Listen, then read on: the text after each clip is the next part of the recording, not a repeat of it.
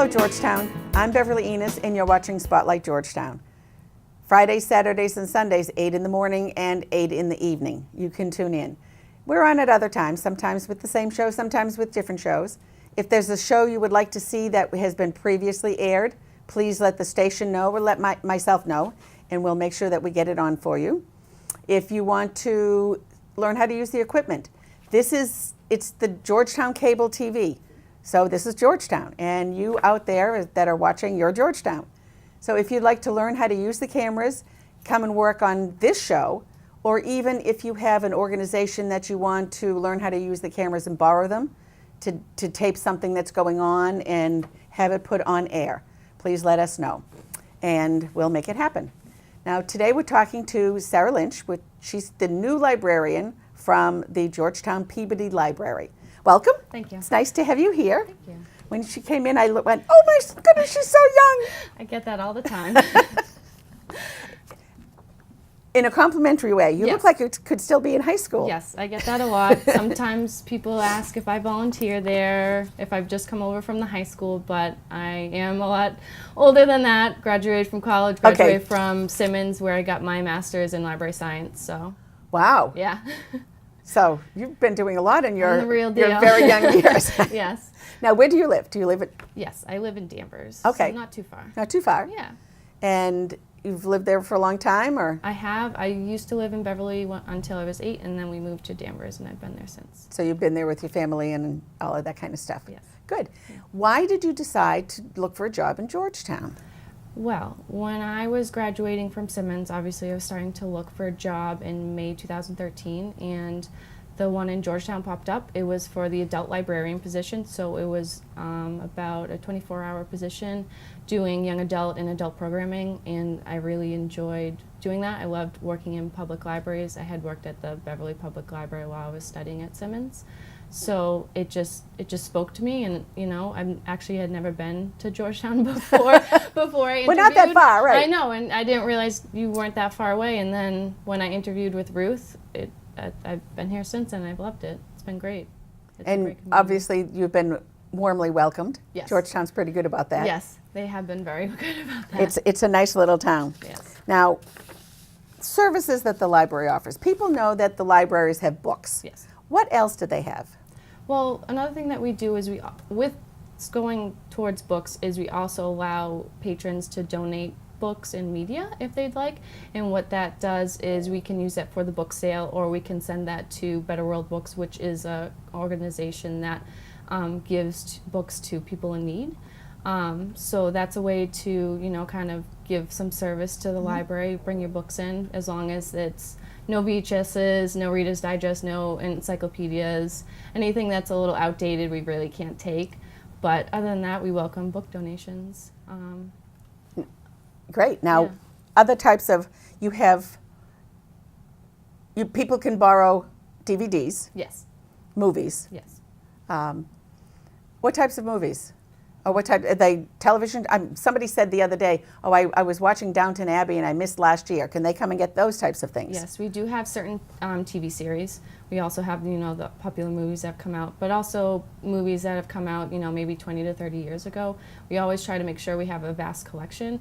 And if there's something that we don't have in our DVDs or CDs or audiobooks, we always welcome suggestions. So if someone comes in and says, hey, would you be able to get this DVD? We'd be like, absolutely, of course we can. I just finished reading Schindler's List, and now I want to see the movie. Yeah. So that's where I go. Okay, Absolutely, that yeah. answers my question. Now, so you've got books and media donations. You also have art exhibits. Yes, we do. What types of arts? So actually, right now we have an airplane exhibit going on. So if you walked into the library and you looked up, you would see all these airplanes hanging, airplane models. They're from the Flying Aces Club, which is an organization that is both local and I think statewide. It allows members to create their own airplane models. They have meetings. So if you came into the library, you would see those. You would also see them hanging on the walls in the meeting room and on the second floor. We usually have our art exhibits go for about 1 to 2 months. So Okay. we have an application packet on our website. So if we have some local artists in Georgetown, they're more than welcome to apply, and we can schedule something for them. And I know you've had quilt shows there. And Yes. we do. I have We've had quiz shows. quite a few quilting friends that are here in Georgetown. In fact, a couple have been on the show before, so Yeah. that types of things. Class visits and tours. So normally when we've had class visits and tours, it's usually during the summer with our children's librarian, Okay. Kathy DeWitt. Usually what she does is with the first and second graders, she would take them on a visit through the library, get them to know like the history and what we offer, which is always great. So because sometimes it might be their first time at the library with their school, maybe they've come in with their parents, but they get a better, broader sense of what the library is all about. But we do welcome if teachers want to bring their students over. There's a form online on our website that they can submit, and we can schedule something for them. Okay, the website, we may as well do that right now so Yeah. I don't forget later. Our website is actually brand new. We had it just redone by Sterling Technologies in January, so it's a lot more modern design.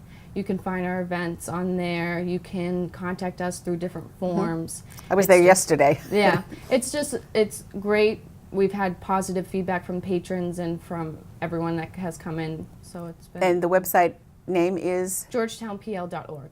Georgetown PL, Peabody Library, georgetownpl.org. Yes. Okay, that makes it easy. Yeah. I just looked under Georgetown Library and it popped right up, so that was, you can find it lots of different ways. Yep. Interlibrary loan. So interlibrary loan is if we don't have a book in our collection, our patrons can search for it in the catalog and they can request it. So then it would be coming through bins that the Massachusetts library system uses. Another way is if we don't have it and the MVLC consortium doesn't have it, we can MVLC. Merrimack Valley Library Consortium. Okay. So if all 36 libraries in the network don't have this specific book, you can use Commonwealth Catalog, which searches all libraries in Massachusetts. Okay. So you could get a book from, say, Quincy, if we don't have it in the collection, or even Boston Public Library. They usually send us some stuff as well. So it's, you no longer have to take, I don't have to take my library card and go to Haverhill to find something. I can go to the library here in Georgetown and you'll find it for me. Absolutely, yes. If you come in and you say, well, we don't have this book and we are able to find it online, we can take your card and input it into the system to grab a hold from Haverhill and have it be delivered right to the Georgetown Library. We'll give you a call or email you, and then you can come pick it up. It usually takes about 3 to 4 days. Okay, now what do people need to come in and get a library card? So normally what we ask is if your license has your residency in Georgetown, or if it's an electric bill, anything like that, we would just need proof of your residency in Georgetown. You don't need a photo ID. No, we don't. Okay. For children 12 and under, we do need a parent signature though. Okay. So if they come in, we need the parent's signature for that. And it's just a little plastic, like a credit card type card. Yep, what we do have is we have the credit card type, and we also have one you can use for your keychain. So there's 2 chances for you to have one. So Oh, I need to get one of those. That's yeah. easier. It's newer. It's nice. Yeah. Yeah. Because sometimes all those different cards, the wallet gets a little bit heavy. Yeah, it gets a little heavy. Yeah. Okay, so I'll have to come down and get that. One-on-one technical help. I actually started that when I was the adult librarian in Georgetown. What I've normally seen is, some people have come in and they need to get the hang of their tablets, maybe their Nook or their Amazon Kindle. So usually what I've done is I usually do a 30-minute session with them, because if it goes, it might go a little less than that or a little longer, but normally what I say is, come in, we'll schedule an appointment, and if you need a refresher, you can always call me and we can make another appointment. So it can be for tablets, it can be for, browsing the internet, setting up an email, all sorts of things that maybe people aren't really comfortable with that they need, an extra help for. Because you have a lot of computers down there. We do. Yes, we do. So you can help them get online and do those types of things as well. Yes. Now that brings up another question. How has the modern technology of Nooks and Kindles and iPads and all of those types of things changed the libraries? I would say that we're working pretty well with using the e-books and the tablets, because we have 2 different systems. We have the Overdrive system where you can check out books, e-books and audiobooks, and we also have the Commonwealth e-book collection, which is you can check out e-books and audiobooks, but you can also look for historical documents and primary sources. So Oh, wow. it's both, we do enjoy having our hardcovers and our physical books, but we also ensure to help our patrons say, here's another option if you're going on vacation and you don't want to lug this heavy book around. You can, if you have a tablet, you can find it on Overdrive and use it that way. I'm a page turner myself, but I do have the other abilities. So how would somebody, let's say they want to come in and they put an ebook on their iPad or on the, and they do that through the library? They can actually do that at home. What they would have to do is they would have to download the Overdrive app onto their iPad or their Nook, and then you would have to select the Merrimack Valley Library Consortium list, and then it would pop up, and all you would need is just your library card to log in. So those would be free? Yes. Instead of having to pay for all these books that people pay for. Yep. When they, ooh. Yeah. That makes a difference. Yes, it does. Boy, that's a neat thing. Home delivery service. Yes. You deliver books? We do. We actually, as of right now, I only have one patron that I deliver audiobooks to, and she's a wonderful woman. I enjoy going to see her. I talk to her all the time. So pretty much she puts holds on the audiobooks that she wants. And then maybe once every 2 weeks, she gives us a call and says, can we switch the audiobooks that I've finished to the ones that I'd like? So I go over and I take them to her, and we have a little nice chat, and then I bring all the books that she had checked out back. So this is for people that basically are shut into their homes. They Yes. can't get out, they can't drive. Yes. They don't have a way to get to the library. Yes. So this can be audiobooks, it can be regular books, paper, Too. Yes. page turner books? Yes. What we ask for is if they have a library card already in system, and if they are able to put the holds on the books and then just give us a call, we can deliver it for them. Or if they can also tell us, I really like this author, maybe this genre, maybe we can select some types of books for them that they might enjoy, and then we can deliver them to them. Boy, that makes a big difference for people that can't get out and about. Absolutely, yeah. Huge. Absolutely. Museum passes. I think most people know that you do museum passes. You give all of us a great discount. Yes, we do. We do give discounted museum passes for 6. It's the Museum of Science, the Museum of Fine Arts, the Aquarium, Peabody Essex Museum, missing some. Children's Museum of Boston, Children's Museum in New Hampshire. And we actually do have a new pass that's not a museum, but it's called the Mass Parks Pass, which allows you entrance and free parking into all the Massachusetts statewide park systems. Oh, wow. Yes, so that's over 50 parks, maybe even more. How if somebody wants to get the pass, how long is the pass good for? So for any of the passes? For the actual museum passes, it's just a ticket, so they would come pick it up and then they would not have to return it. Oh, okay. All they would have to do is go to, say, the Museum of Science, and they give it to the attendee, and then they're done. And they're done. But with the Mass Parks Pass, that we actually need to have returned because we only have 2 of them, so they just need to be checked out. And then if they can return them within 48 hours, that'd be great. So if somebody wants to take the children or the grandchildren to the Science Museum or the Children's Museum, they just come in, they get the ticket, which is a pass, Yes. and they just take it and give it to the people at the museum. Yep. And that's it. Yep, and they get their reduced price, and then they're good to go and they're able to enjoy Boston. That's easy. Even I could do that. Yeah. Now, the mission statement. The mission of the Georgetown Peabody Library is to be reflective and responsive to the recreational, informational, educational, and cultural needs of the residents and community of Georgetown, Massachusetts. So that sounds like a lot of words, but basically it says exactly what you're doing. Yes. So it's not just books, it's culture, it's entertainment, it's all types of different things that affect people's lives on an everyday basis. Absolutely. So that works out. Yep. Book drop. You have a book drop. We do. We have 2 book drops. So if you come to our main entrance and you look to the left, we have 2 book drops. So when we're not open, because our hours Is are that the downstairs main entrance or the upstairs main entrance? The down. Okay. So when you come in, you'll see a little sign that says, please return library materials here. So when we're not open, patrons can come by and put them in there. And usually within the day, we check in from the book drop. So it'll be off their cards. When I was reading on the website, they said if you have something that's a set or things like that, it helps if you bind them, put an elastic around them or something so they don't kind of fly all over the place. Yeah, because with DVDs, if they get returned and they're put in the book drop and then some heavy books get toppled in there too, they might slide out. So we recommend if you can put an elastic on that, that would help us out a lot. Okay, now that brings up something else. Through the years, and when I was growing up, and for a long time afterwards. It's been a long time. If you took a book out, and back then it was only books, if you took a book out, you had to return it within 2 weeks, and had a little stamp that went on the back of the thing, a little card that went in, and all that kind of stuff. Is that gone? Yes, we don't have the cards in the back anymore. So what we do, I know. What we do is our books, you have 3 weeks to return it, and with DVDs it's 1 week. So what we can do is we can actually print out a slip that says when it's due, and we can tuck it into the book if they'd like. But usually if you have your email associated with your library account, you would get an automated reminder when books are due. Okay. And if we don't bring it back, how much a day is it for a fine? No fines. No fines? No fines. Woohoo! But what happens is if it goes to lost and you can't find it, we do ask if you can replace it. But if you do find it and you bring it back and you say, well, this has been lost for 3 months, that's fine. We check it in. It's off your card. You're good to go. Okay.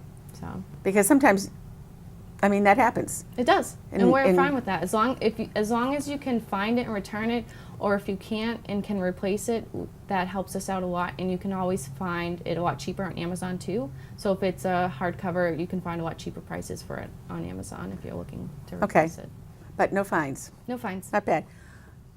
Dewey Decimal System, is that still around? Yes. Yes! It is. Oh, good. Some things haven't changed. I don't want everything to change Yeah, at we once. don't want to change that. That's something we enjoy and we know what to do with when we So shop you our can look books nonfiction. up by the author, Yes. by the name, Yes. You can do it by subject. by subject. If you know the title, that's fine as well. Keyword search as well. So if you aren't really sure of the exact They still have the title, little cards, or is this all online now? all online. No more cards. All automated. No little drawers to pull out and look through the cards? Okay. I guess we'll have to take care of that. Now, the history of the Georgetown Library, obviously it's the Georgetown Peabody Library because the property was donated by Mr. Peabody. Yes, And that was 1866. it was. That was a long time ago. Very long time. Now, 1869, the building was erected, so it opened that year. But it didn't open where the library is now. No, Where was it? Library Street. Ah, duh. It was actually where the Park and Ride is. Yes. So the backside of of Library Street. That's the one-way street at the intersection. Yeah. So that's where the original library was built. It was. And then a new one was built, started in 1904. So the construction began, and that's when it moved to Lincoln, what they call Lincoln Park. Yes, correct. And then it opened in 1909, and then in 2006, the addition was put on and opened in 2007. It feels like it was yesterday. It does. And one of the things, I mean, through all the years, we used to have an organization in Georgetown called Women of Today, and that's where we held all the Easter Bunny and the Easter egg hunts was in the park area. And it was such a beautiful building with that round room.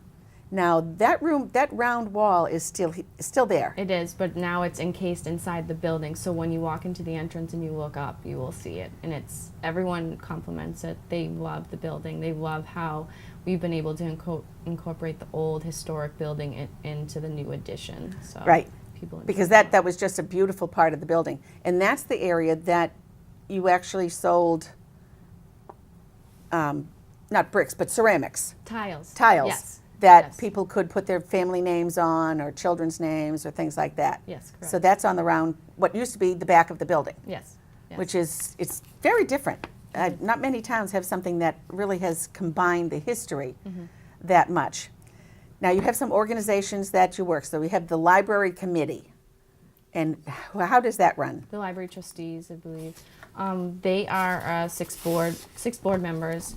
They are the ones who we have a trustees meeting every month, second Wednesday of the month. We kind of go over what's going on in the library, building maintenance, any repairs that need to be done, any upcoming programs that are happening, anything that might need a vote that we need from them, library policies. So they're pretty much the governing board of the library, and I go to them for approvals and all that. Okay, now is that the group that's actually on the election ballots? Yes. Okay, so that's the group that's on the ballots when we have elections. Yes. And so that's 6 people, and when it says vote for 6 and there are 6 people running, that's a pretty safe place to be. Yes. Yes. As we find out. You also have the Friends of the Library. Yes, correct. And what's the difference between that? So with the Friends, what they do is they do more fundraising for us. They do the book sales. They've done, last March, they did a Books in Bloom event. They usually do a lot of, they actually did the fundraising for the new building when it was constructed and the new addition. So they help us out with purchasing the museum passes, the children's summer reading programs and teen and adult summer reading programs.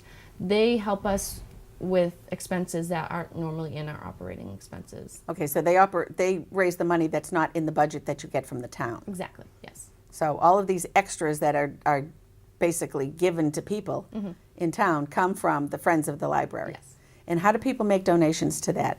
So usually with the Friends, they can make out a check to the Friends of the Georgetown Peabody Library if they'd like. They can also become a member if they want. It's usually, I believe it's about either $10 or $15 a year to become a member of the Friends. They can also volunteer to be on the Friends board. They can help us out at book sales. There's so much that they can do with the Friends group. Now, you usually have a book sale twice a year? We normally do it once a year. We're Okay. thinking of trying to do it twice a year. Usually we have it in the fall.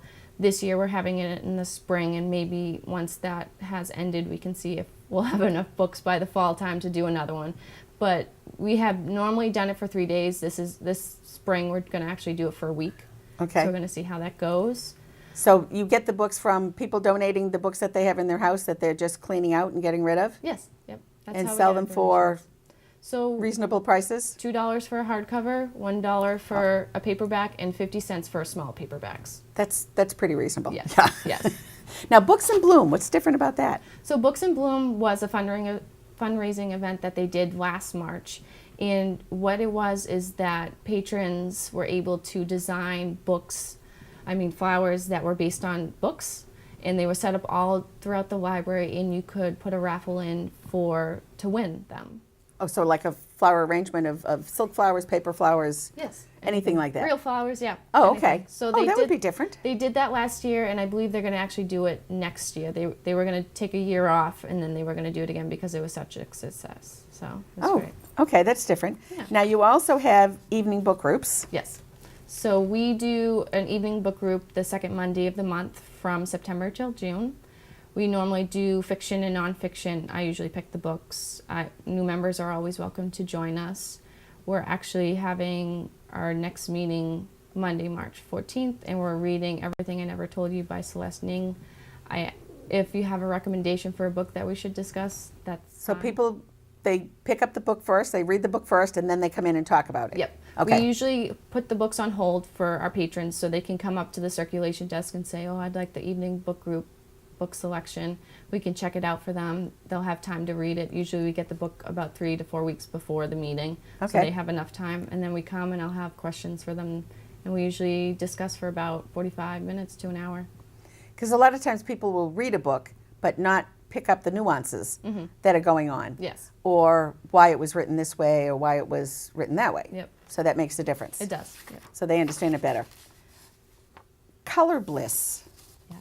What's that? So the new fad this year is coloring groups. For adults. For adults, yes. So we've decided to start one at the library. It's called Color Bliss. It's run by Michelle, who's our reference and cataloging librarian. She has picked out different coloring books, different materials that might be a bit expensive for a person to purchase on their own that they can try out at the library. You can bring a friend, you can come on your own. It's very relaxing. You can meet new people and chat while you're coloring. It's a good time. Now, I teach at senior centers. I teach Japanese embroidery classes. And 2 of the senior centers I teach in now have coloring book. They're on pieces of paper, and they have the markers and the pencils and stuff. And they have sections for people to just sit and color. Yep. And from everything that people say about it, they said it's very relaxing. It's like being a little kid. It is. You get to just sit there and color. Yep. And not have to worry about what's going on that day or what doctor's appointments you have or anything. You just sit and color. Exactly. We have some relaxing music that's playing as well, so you can just sit If you want, we have it from 6 to 7:45, but if you want to drop in around 6 or 7, that's fine. You don't have to stay the entire time. You can come in for a little while and This color. any particular night or? We usually do it on the last Wednesday of the month. So Okay. Yep. Now, I've been to a couple of book signings there too. That's always interesting. Yes. We always try to do different adult programs. So we do author talks, or we sometimes have done pruning programs, garden programs, cooking programs. We normally get recommendations from other librarians for these programmers, so that's how we know, it got a good Invite a selling. guest. Yep, we can invite Yeah. them because they did so well at other libraries. So yeah. Now, how would people find out about this? They can find it out on the website. We usually post when our events are happening. Okay. We also try to put it into the newspapers in the Georgetown Record or the Daily News of Newburyport. And if you actually come into the library, you always try to have flyers around the building as well. Okay. Do you have an email, a newsletter that you put out? We do have an e-newsletter that you can sign up at our website. This is just new because of the new website. So if you go onto the homepage, you'll find a little link that says sign up It's got for all the ones at the top, yeah. our e-newsletter. Just put in your email, and we usually do a monthly newsletter. So that way people could find out what night they're doing the coloring, what night they're doing a book signing, what night they're doing whatever it is that they're doing. Yep, you can find out about adult programs, teen programs, children's programs, and anything that the friends are doing. Yep. Okay, now, we talked a lot about the adult programs. What are the teen programs? So the teen programs, with our teen librarian Emily, she usually does programs every Tuesday afternoon. She usually does movies, crafts, anything that gaming programs. She tries to get, any teen advisory board, any teen students that, need some extra hours, they can join this teen advisory board and let us know what type of programs we should be offering to our teens or types of books that we should be getting for their section and all that. Do a lot of the teenagers come Oh yeah. to the library, really? 2:30. It's a zoo in there, but it's good. Really? Yeah. We have a lot of kids from the Georgetown Middle and High School that come by. Because it's close, number one. They can walk there. Absolutely. And they can do their homework. They can hang out with their friends. They can go on the computers. It's available for them to do whatever they like. So we welcome them. And that's in the main part of the library or a special area? If they go up to the second floor, our computers are there. Right. And also on the second floor is our teen area. Now, is the library still one of those places that you can't talk to each other? No, we do allow our teens and children and adults to talk with one another. But if it does get a little too loud, we do say, if you could just, tone it down a bit, that would So help. that they can chat, but they can't have loud Yes. conversations. Absolutely, yeah. Okay, that makes it a little bit easier. Because if Yeah. you go there to relax with friends or study or things like that, it's nice that you can actually talk to somebody and say, what's the answer to that question? Yep. How do you do that? No more shushing. No more shushing. What about Read to Wolfgang? Read to Wolfgang is a children's program that had started about a couple years ago. Wolfgang is a Saint Bernard. He's a certified dog, service dog that comes in twice a month. He's a live dog. Yes. Okay, so it's a real Saint Bernard. A real Saint Bernard. Oh, I thought this was some sort of a book or... No, it's a real dog. It's a real dog. So kids can come in and they can read to him for 15 minutes. We have 4 different slots from 6:30 to 7:30. It's recommended for kids in kindergarten to 3rd grade, but if older kids want to come that might have a little bit more difficulty with reading, they are absolutely welcome to come. So this is a great way for kids to read aloud, but not to a person that they're going to feel uncomfortable with. Yep. You read to a dog. You read to a dog, yep. Okay. Yeah. And obviously he's a very friendly, he must be a big dog. He is a very big dog when he comes in, but he is so friendly and so low-key and so mellow that he's just great to have. He is. So he's there in the afternoons? He's there in the evenings. In on the Wednesday, evenings. Wednesday nights, twice a month, we usually have him stop by. Okay, I may come just to meet Wolfgang. Come by, yeah. Now, is Wolfgang owned by somebody in Georgetown, or? I am actually not sure. Either Georgetown or Groveland, I'm not Okay. really sure, but she's wonderful when she comes in with him, so we really enjoyed that she actually has given us this opportunity to allow this type of program to happen. Well, that's neat for kids that reading aloud is so important sometimes for them to become better readers and be able to speak aloud what they're reading so that you know what they're doing. It sounds almost like they bring the dogs into the nursing homes too. Yes. So we that see it's a interaction with the animal. What other types of kids programs do you have? We always have our story times that happen. Those are usually on Monday afternoons, Tuesday mornings, and Friday mornings. For the little tykes. For the little tykes, we have baby story times, and then for older children as well.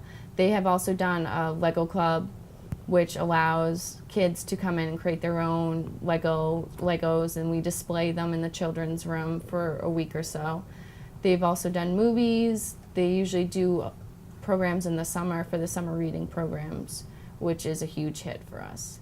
Now, the summer reading programs, do you get lists from the teachers, or is it just the kids can come and read anything that they want? We usually get a list from the teachers. Okay. There's usually always recommended and required reading for the high school and middle schools. So we always make sure to have extra copies for them so that they can come in and check the books out. And the librarian over at the Georgetown Middle and High School, he usually gives us copies of his books as well. Oh, in the good. Summertime. So that everybody can still have a shot at reading it. Yes. Because they still do. I remember years ago they used to have like reading clubs, and depending on how many books you read, they had awards or recognition of some sort for kids that did a lot of reading. Mm-hmm.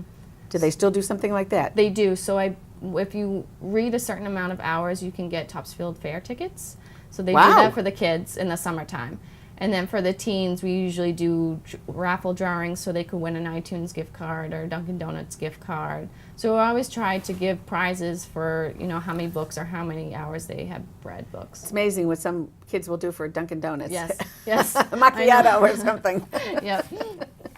So libraries are not the way, basically to wrap this up, libraries are not the way they used to be. Mm-hmm. That you'd go in and very quietly read your book or check a book out or do your homework. Mm-hmm. This sounds like a totally interactive activity center. Yes. It's Is very that a different. good description? I would say so. You can come in, you can still check out a book, do your homework, work on the computers, but we also have some programs that are going on during the day and night that you can come and attend. Or, if you need some help on the computers with, creating an email or working on your tablet or anything like that, we're more than happy to assist you. We also have a local history room that you can review all the history in Georgetown and in the Merrimack Valley. So we do have a lot to offer other than just checking out books, which is great. Wait, that's a huge change. Hours. Our hours are very different. Yes. So on Mondays we're open from 2 to 8. Okay. Tuesdays we're open from 10 to 8. Wednesdays we're open from 2 to 8. Thursdays we're closed. Hopefully we can change that. That's an unusual day to It close. is. It is. Hopefully we can change that. Okay, because people only work so many hours within their job description. Okay. Absolutely. And then Fridays we're open 10 to 5. And then Saturdays we are open 9 to 1, but we're closed July through Labor Day on Saturdays. Okay. And not open at all on Sundays? Nope, no Sunday. Okay, so basically it's a Monday through Friday Yes. Correct. program option. Yes. Okay.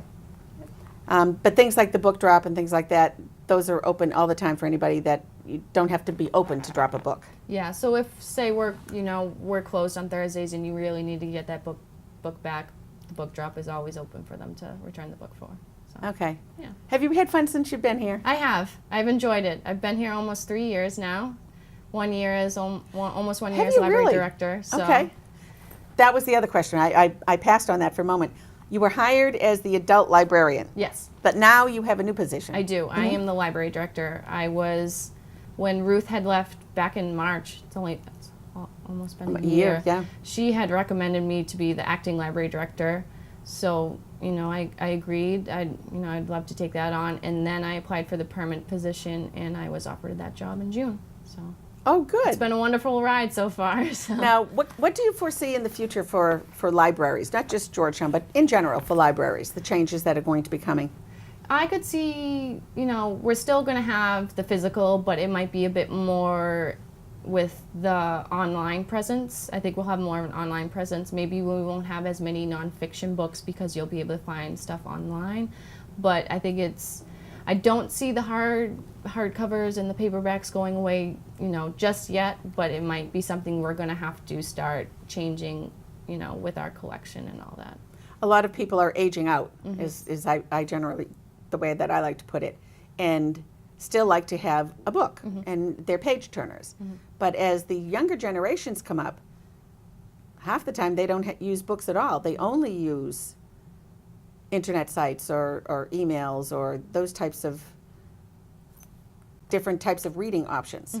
So eventually, You know, it might be more towards that. So that's why we're trying to make sure that, you know, we make sure that they know about Overdrive and all the ebook collections that we can offer for them, and even the databases too that they. so can you're covering research. all bases. Yep, we're trying. Okay. Anything else that I've missed? I don't think so. Good. Thank you very much for coming. This has been very enlightening. Thank you. It's been fun. Thank you. Thank you. Good luck in your new position. Thank Good you luck so with much. the library. Thank you. And I'll drop by and see you. Okay. So don't forget, the library is here for you to use, and they have so many different options. They have schedules, and you can check and see if you want to come and read to the dog, or you want to do arts and crafts, or you want to come and see a show, or some artwork that's being done, or you can sit there and read a book. Thanks for joining us today. I'm Beverly Enos. This is Spotlight Georgetown. Bye for now.